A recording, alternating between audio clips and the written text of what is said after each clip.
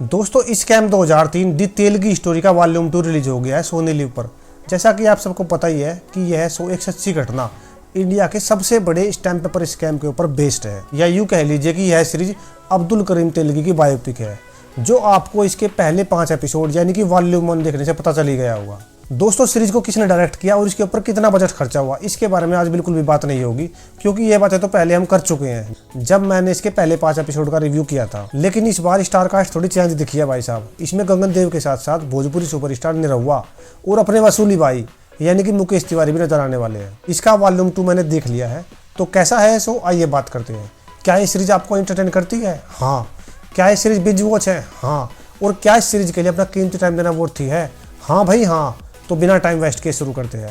Hello, मेरा नाम है अशोक खुक्कर और आप देख रहे हैं खुक्कर रिव्यू पॉइंट। दोस्तों इसके वॉल्यूम 2 में भी पहले की तरह ही 5 एपिसोड है, जो लगभग 35 से 40 मिनट लंबे हैं।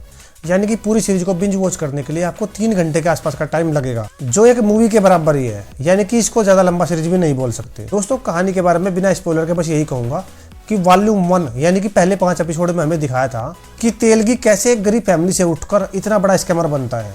पहले वो स्टैम्प पेपर की चोरी करता था और बाद में खुद अपने स्टैम्प पेपर छापने लगता है, जिसमें मंत्री से लगाकर संतरी तक सब उसकी जेब में थे। लेकिन वॉल्यूम 2 में हमें देखने को मिलेगा कि कैसे सब लोग मिलकर तेलगी को फंसा रहे हैं। मंत्री से लेकर संतरी तक सब लोग इससे मिले हुए थे, लेकिन फंसता सिर्फ तेलगी ही है। और उसकी वजह से उसकी फैमिली में क्या क्या प्रॉब्लम आती है वगैरह वगैरह।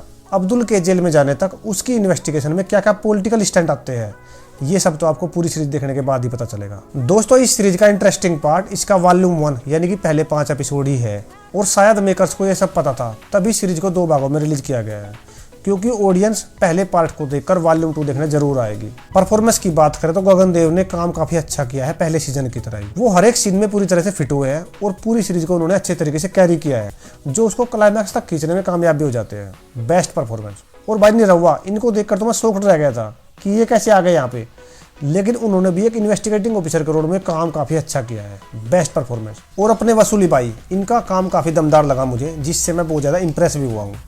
और सीरीज में जितनी भी सपोर्टिंग कास्ट है ना, सबका काम अपने अपने लेवल पर अच्छा ही था। यानी कि परफॉर्मेंस वाइज यह सीरीज काफी अच्छी है, जो आपको डिसअपॉइंट नहीं करेगी। बात करें पॉजिटिव की तो दोस्तों सीरीज की कहानी रियल लाइफ इंसिडेंट के ऊपर बेस्ड है, और जिस तरीके से इसको प्रेजेंट किया गया है ना, वो काम काफी काबिल तारीफ था। सीरीज के क्लाइमैक्स को भी बहुत ही अच्छी तरीके से डिजाइन किया गया है कि कैसे अब्दुल कन्फेस करके जेल चला जाता है और फिर दिसंबर 2017 में उसकी मौत हो जाती है। यानी कि कहानी को पूरी तरीके से खत्म कर दिया गया है, जो कन्विंसिंग लगा मुझे। और भाई सीरीज की लेंथ को भी ठीक ठाक रखा गया है, जो आपको बोर तो नहीं करेगी। बात करें नेगेटिव की तो दोस्तों सीरीज की कहानी को बहुत ही तोड़ मरोड़ कर दिखाया गया है। यानी कि अब्दुल की वजह से उसकी फैमिली सफर कर रही है और उसकी इन्वेस्टिगेशन के साथ मजाक हो रहा है। पॉलिटिशियन अपने आप को बचाने के चक्कर में लगे हुए हैं। मतलब यह है कि इन सब के बीच कहानी को होच-पोच कर दिया गया है, जिसकी वजह से सीरीज आपको स्ट्रेच होती हुई दिखेगी। सीरीज का स्क्रीन प्ले भी थोड़ा स्लो फील होगा कंपेयर टू वॉल्यूम 1। और ये भी अच्छा हुआ दोस्तों कि सीरीज को 2 पार्ट में रिलीज किया गया है, नहीं तो 10 एपिसोड को बिंज वॉच करना मुश्किल था भाई। अब बात आती है कि भाई सीरीज को क्यों देखे। दोस्तों अगर आपको स्कैम 2003 के बारे में पता है, या फिर आप इसको पूरी डिटेल में जानना चाहते हो और आपने इसका वॉल्यूम 1 भी देख लिया है, तो आप इस सीरीज की तरफ जा सकते हो। रही बात पैरेंटल गाइडलाइन की, तो सीरीज में कोई भी अडल्ट सीन नहीं है।